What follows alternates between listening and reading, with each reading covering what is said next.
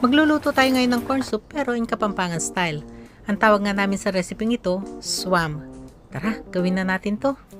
Sa palengke talaga ako namili para sariwa pa ang mga mais. Pagka kasi hindi na sariwa ang mga mais, talagang kulang na to sa lasa, hindi na matamis. Yan, matapos kong ang balatan ng mga mais at tanggalan ng mga buhok-buhok nito, hugasan na itong mabuti. Sa paggagayat naman ito, gayatin lang yung kalahating butil ng mais. Gaya nito oh.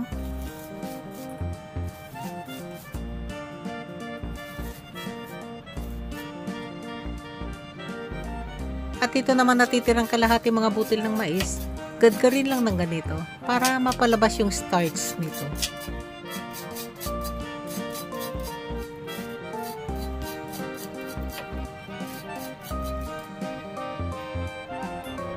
Sunod na gagawin dito, timplahan lang ang mga nabalatang hipon ng asin at paminta. Haluin lang ito mabuti, saka na itabi. Sa paggigisa, yung pinakamalakas na setting ng apoy ang gagamitin ko dito. Pagkalagay nga ng mantika, painitin lang ito saglit, saka na ilagay ang mga natimplahang hipon.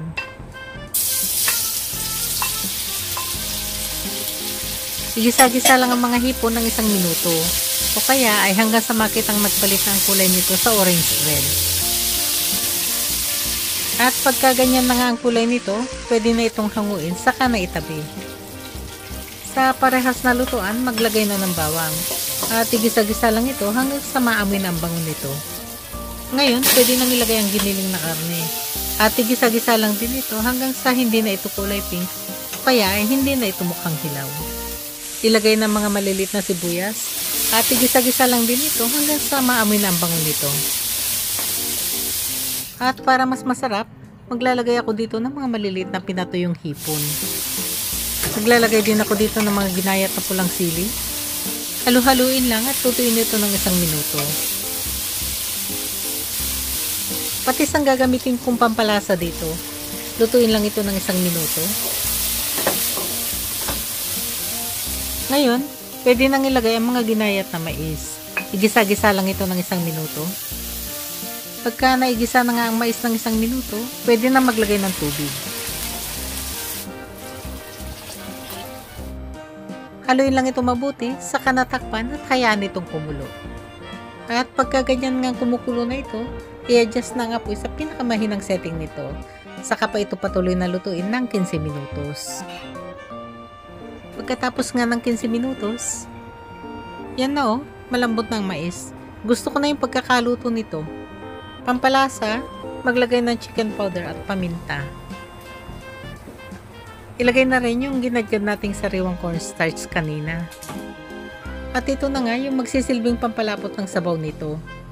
Matapos nga ang haluing mabuti, tikman para maihusto ang lasa. Anyama na. Patuloy pa itong lutuin at halu-haluin ng mga nasa 3 minuto. O kaya ay hanggang sa makuha na yung gustong lapot ng sabaw.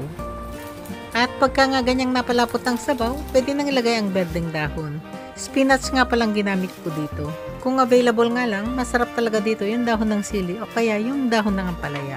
Mabilis lang ito lutuin. Pagkalubog, mga nasa 2 minuto lang.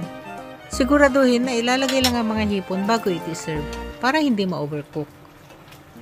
Yan o, nakaluto na tayo. O ready to serve na to.